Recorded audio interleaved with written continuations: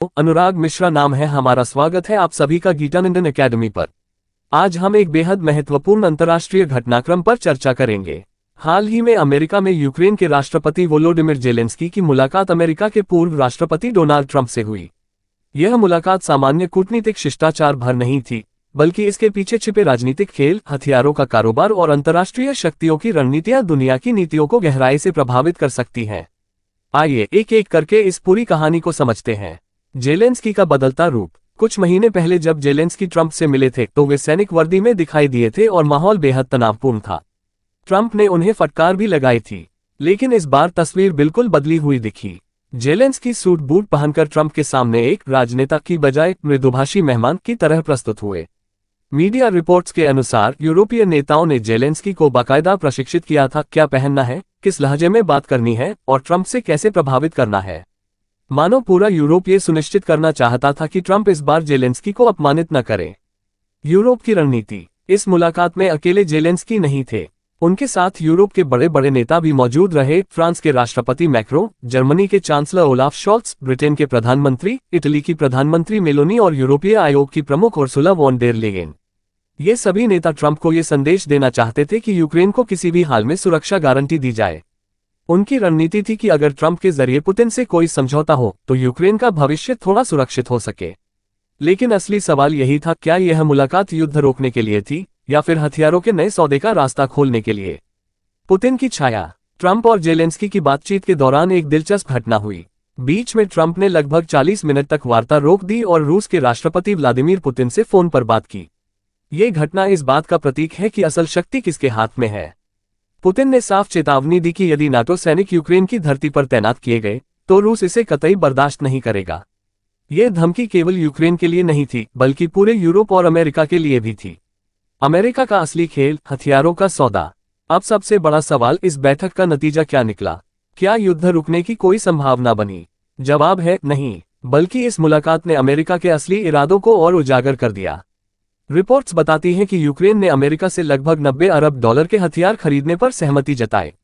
यानी यूरोप ने जो आर्थिक मदद यूक्रेन को दी थी वह सीधे सीधे अमेरिका की रक्षा कंपनियों की जेब में जाने वाली है। ये वही आरोप है जो दशकों से अमेरिका पर लगता आया है, युद्ध को बढ़ावा दो और फिर हथियार बेचकर मुनाफा कमाओ। ट्रंप, व्यापारी या शांति दूत।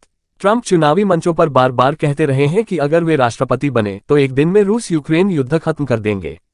लेकिन इस मुलाकात ने दिखा दिया कि जमीन पर हालात अलग हैं। ट्रंप ने मुलाकात के दौरान कहा, युद्ध खत्म होगा, लेकिन पता नहीं कब। यह बयान उनके पहले के दावों के बिल्कुल विपरीत है। असलियत यही है कि ट्रंप भी पुतिन पर दबाव बनाने में विफल रहे। उल्टा, हथियारों की बिक्री में अमेरिका को जबरदस्त फायदा मिल रहा है। जेलेंस्की की स्थिति। जेलेंस्की ने साफ कहा कि वे रूस को अपनी जमीन नहीं देंगे। न वे क्षेत्रीय समझौते के लिए तैयार हैं और न ही नाटो सदस्यता छोड़ने को राजी। लेकिन विडंबना यह है कि युद्ध खत्म हुए बिना यूक्रेन में राष्ट्रपति चुनाव भी नहीं हो सकते। रूस चाहता है कि जेलेंस्की सत्ता से हटें, जबकि जेलेंस्की न हटने पर अड़े हैं। यानी दोनों ही पक्ष अपनी जिद पर कायम है और यही जिद युद्ध को लगातार लंबा खींच रही है। यूरोप की बेबसी। इस पूरी घटना में यूरोप की असली स्थिति भी साफ हो गई। यूरोप खुद को वैश्विक शक्ति मानता है, लेकिन इस बैठक में वह पूरी तरह अमेरिका पर निर्भर दिखाई दिया। यूरोप के नेता जेलेंस्की को लेकर ट्रंप से विनती करने पहुंचे। ये तस्वीर बताती है कि बिना अमेरिका के यूरोप की कोई स्वतंत्र हैसियत नहीं है। असल में ट्रंप और पुतिन के बीच शक्ति संतुलन का खेल चल रहा है और यूरोप महज दर्शक बनकर रह गया है।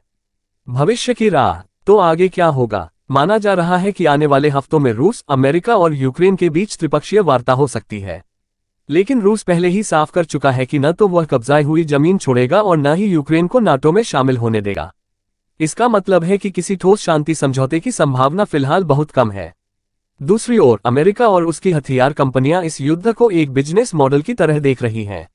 निष्कर्ष। अगर इस मुलाकात को सारांश में देखें तो 3 बातें साफ निकलकर आती हैं। पहली, ट्रंप ने पुतिन के सामने अपनी सीमाएं मान ली हैं।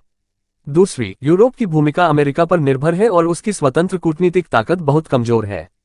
तीसरी, यूक्रेन अभी भी वही खड़ा है जहां वह 2 साल पहले था, युद्ध, असुरक्षा और लगातार बाहरी शक्तियों पर निर्भरता।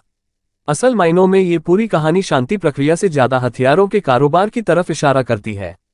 और शायद यही अंतर्राष्ट्रीय राजनीति का सबसे कड़वा सच है, जहां युद्ध होता है वहीं हथियारों की सबसे बड़ी मार्केट तैयार होती है। समापन। तो साथियों, ये थी जेलेंस्की ट्रंप मुलाकात की असली परतें। आपने देखा कि कैसे युद्ध के नाम पर राजनीति, व्यापार और शक्ति संतुलन का खेल खेला जा रहा है। आपको क्या लगता है, क्या ट्रंप और पुतिन के बीच कभी ऐसा समझौता हो पाएगा जिससे यूक्रेन में स्थायी शांति आ सके, या ये युद्ध केवल हथियार कंपनियों का कारोबार बनकर रह जाएगा? अपनी राय हमें कमेंट बॉक्स में जरूर बताइएगा।